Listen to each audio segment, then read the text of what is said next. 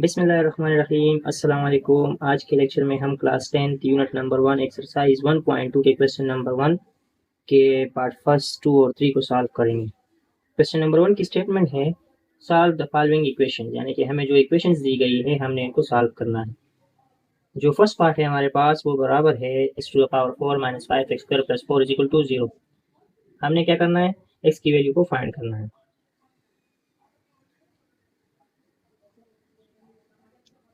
सबसे पहले इस क्वेश्चन को दोबारा लिखेंगे।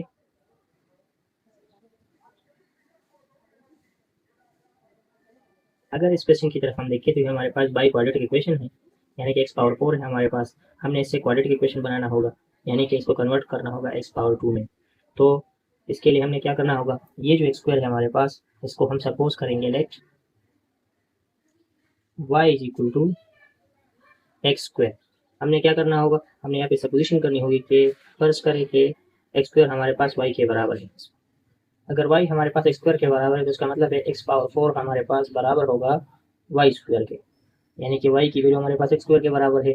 x पावर 4 एक्स स्क्वायर का डबल है तो इसका मतलब है x पावर 4 की वैल्यू हमारे पास y स्क्वायर के बराबर आएगी। हमने क्या करना है, x टू द पावर 4 की जगह हमने यहाँ पे लिखना है y स्क्वायर माइनस 5 अपनी जगह पे, x स्क्वायर की जगह हम यहाँ पे लिखेंगे y plus 4 is equal to 0। अब इससे हमारे पास क्वाड्रेटिक इक्वेशन बन गया। इस क्वाड्रेटिक इक्वेशन को हमने सॉल्व करना है, या तो फैक्टराइजेशन की मदद से कर ले या फिर कंप्यूटिंग स्क्वायर की मदद से भी कर सकते हैं और फार्मूले की मदद से भी कर सकते हैं। हम फैक्टराइजेशन की मदद से सॉल्व करेंगे। हमने क्या करना है, फर्स्ट एंड लास्ट मेथड को अप्लाई करना है। इन दोनों टर्म्स को मल्टीप्लाई करेंगे। इनकी प्रोडक्ट से हमारे पास आता है 4y स्क्वायर। अब हमने ऐसे तो इनसे तलाश करनी है जिसकी प्रोडक्ट से हमारे पास 4y स्क्वायर आता हो और जिसके सम से हमारे पास माइनस 5y आता हो। तो ऐसे दो इनसे हमारे पास कौन से है, एक है हमारे पास 4y और एक है y। 4y और y को मल्टीप्लाई करेंगे तो 4y स्क्वायर हमारे पास आता है। अब सेकंड प्लेस पे हमारे पास माइनस आया तो इसका मतलब है जो दो इनसे हमारे पास होंगे वो दोनों नेगेटिव होंगे। ये ऑलरेडी हम एक्सरसाइज 1.1 के क्वेश्चन नंबर 1 में पढ़ चुके हैं। तो माइनस और माइनस को मल्टीप्लाई करेंगे तो प्लस 4y स्क्वायर आता है, और अगर इनकी सम मालूम करें तो माइनस 4y माइनस y, इससे हमारे पास आता है माइनस 5y जो कि मिडिल टर्म के बराबर है। तो इन वैल्यूज को इस इक्वेशन में पुट करें।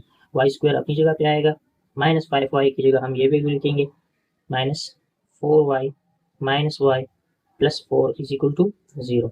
अब हमें क्या करना है, इसमें से कॉमन लेना है। तो इसमें से y कॉमन आएगा और यहाँ से आ जाएगा y माइनस 4। इसमें से माइनस 1 कॉमन होगा तो हमारे पास आएगा y minus 4 is equal to 0। Again y minus 4 common है तो हमारे पास आ जाएगा y minus 4 into y minus 1 is equal to 0। अब हमारे पास दो फैक्टर्स आ गए y minus 4 and y minus 1। Y minus 4 को भी 0 के बराबर कर दे और y माइनस 1 को भी 0 के बराबर कर दे, तो इससे हमारे पास आता है y इज इक्वल टू 4 और यहाँ से हमारे पास आता है y इज इक्वल टू 1। तो y की एक वैल्यू हमारे पास बराबर आ गई 4 के, जबकि दूसरी वैल्यू हमारे पास बराबर आ गई y इज इक्वल टू 1 के।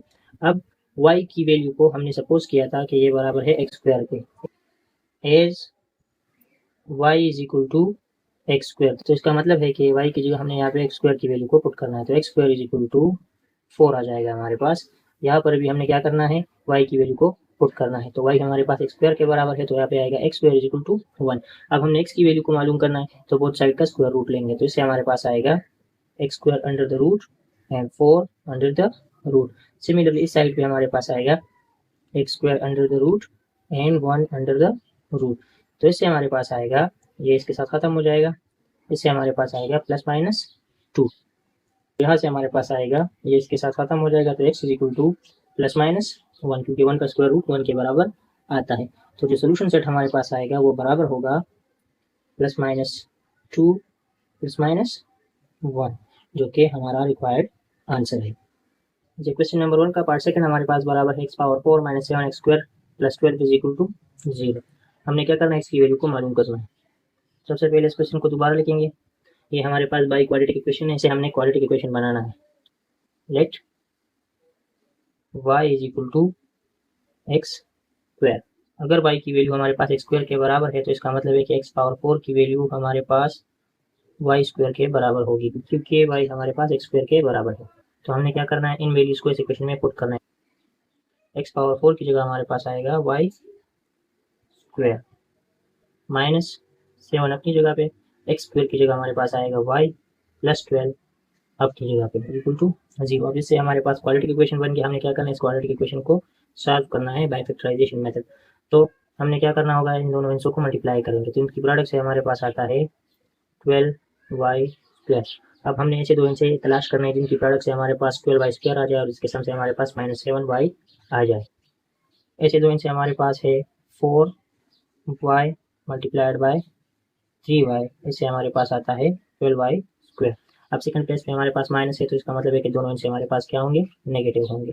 दोनों को मल्टीप्लाई करेंगे तो 12y² आता है और अगर दोनों का सम मालूम करें तो इससे हमारे पास 7y -7y आता है। तो हमने क्या करना होगा, y² अपनी जगह पे -7y की जगह हम लिखेंगे -4y और साथ ही आएगा -3y plus 12 is equal to 0, यानी कि 7y की वैल्यू इस चीज़ के बराबर है। तो 7y की जगह हमने ये लिख दिया, 12 अपनी जगह पे, y² अपनी जगह पे। अब हमने क्या करना है, इसमें से कॉमन लेना है। तो इसमें से y कॉमन करेंगे तो हमारे पास आएगा y और y -4 आ जाएगा। इसमें से 3 को कॉमन करेंगे तो हमारे पास आएगा y -4, क्योंकि 3 4 जा 12 आता है। अच्छा, y -4 अगेन कॉमन है तो y -4 को कॉमन करेंगे और साथ ही आ जाएगा y -3 इज इक्वल टू 0। अब दोनों फैक्टर 0 के बराबर है तो दोनों को 0 के बराबर कर दें तो y -4 इज इक्वल टू 0 आ जाएगा और साथ ही y -3 इज इक्वल टू 0 आ जाएगा। अच्छा, 4 को इक्वेशन के साइड पे शिफ्ट करेंगे तो y बराबर आएगा +4। इसी तरह -3 को इस साइड पे शिफ्ट करेंगे तो y बराबर आएगा +3। अब y की एक वैल्यू हमारे पास 4 के बराबर आ गई, जबकि दूसरी वैल्यू हमारे पास 3 के बराबर आ गई। अब हमें पता है एज जो हमने सपोजिशन की थी कि y हमारे पास x² के बराबर होता है, as x² is equal to y। तो इसका मतलब है y को रिप्लेस करेंगे x² के साथ तो हमारे पास आएगा x² इज इक्वल टू 4 और यहाँ पर भी आएगा x² इज इक्वल टू 3। अब हमने x की वैल्यू को मालूम करना है तो बोथ साइड का स्क्वायर रूट लेंगे तो हमारे पास आएगा x² under the root and 4 under the root. Similarly इस साइड पे भी स्क्वायर रूट लेंगे तो हमारे पास आएगा 3 अंडर द रूट।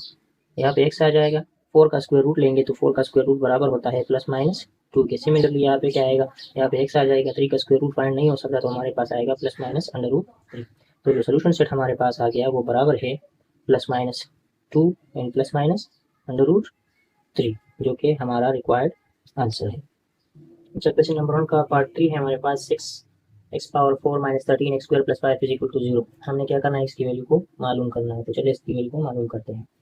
अच्छा, अगर इस क्वेश्चन की तरफ हम देखें तो हमारे पास बाई क्वाड्रेटिक है, हमने इसको रिड्यूस करना होगा क्वाड्रेटिक इक्वेशन की शक्ल में। तो सबसे पहले इस क्वेश्चन को दोबारा लिखेंगे तो हमने क्या करना है, सपोजिशन करनी है। हम सपोज करेंगे let y is equal to x², यानी कि x² की वैल्यू हमारे पास y के बराबर आ गई। तो इसका मतलब है कि x⁴ की वैल्यू हमारे पास y² के बराबर आएगी। इन वैल्यूज़ को इक्वेशन में रिप्लेस करें तो हमारे पास आएगा 6, x⁴ की जगह हमारे पास आएगा y² -13 अपनी जगह पे, x² की जगह आएगा y + 5 इज इक्वल टू 0। अब इससे हमारे पास क्वाड्रेटिक इक्वेशन बन गया। इसको बाय फैक्टराइजेशन हम सॉल्व करेंगे तो इन दोनों को मल्टीप्लाई करेंगे तो हमारे पास आएगा, इसकी प्रोडक्ट हमारे पास बराबर होगी 30y² के। अब हमने दो इनसे तलाश करनी है जिसकी प्रोडक्ट से हमारे पास 30y² आ जाए। तो ऐसे दो इनसे हमारे पास कौन से है, एक है हमारे पास 10 और दूसरा टर्म है हमारे पास 3। 10y और 3y को मल्टीप्लाई करेंगे तो इससे हमारे पास 30y² आता है। सेकंड प्लेस पे हमारे पास माइनस है तो दोनों इनसे हमारे पास नेगेटिव होंगे। अगर दोनों का सम मालूम करें तो इससे हमारे पास -13y आता है। तो 13y को रिप्लेस करें इस वैल्यू के साथ तो हमारे पास आएगा 6y² -3y -10y + 5 is equal to 0, यानी कि 13y को हमने इस वैल्यू के साथ रिप्लेस कर दिया। अब इसमें से कॉमन ले लें और इसमें से कॉमन ले लें तो इससे हमारे पास आएगा, इसमें 3 कॉमन है और साथ ही y कॉमन है तो 3y कॉमन करेंगे, यहाँ पे 2y आ जाएगा और साथ ही 1 आ जाएगा। माइनस में 5 कॉमन है तो हमारे पास आएगा 2y - 1 is equal to 0। 2y - 1 2y - 1 again common है तो इससे हमारे पास आता है 2y - 1 into 3y - 5 is equal to 0। अब ये दोनों फैक्टर 0 के बराबर है तो दोनों को 0 के बराबर कर दें। 2y - 1 is equal to 0 and 3y - 5 is equal to 0। अच्छा, 1 को इक्वेशन के साइड पे शिफ्ट करें तो 2y हमारे पास बराबर आएगा 1 के। इसी तरह 3y अपनी जगह पे, 5 को इक्वेशन के साइड पे शिफ्ट करें तो इससे हमारे पास आएगा 5।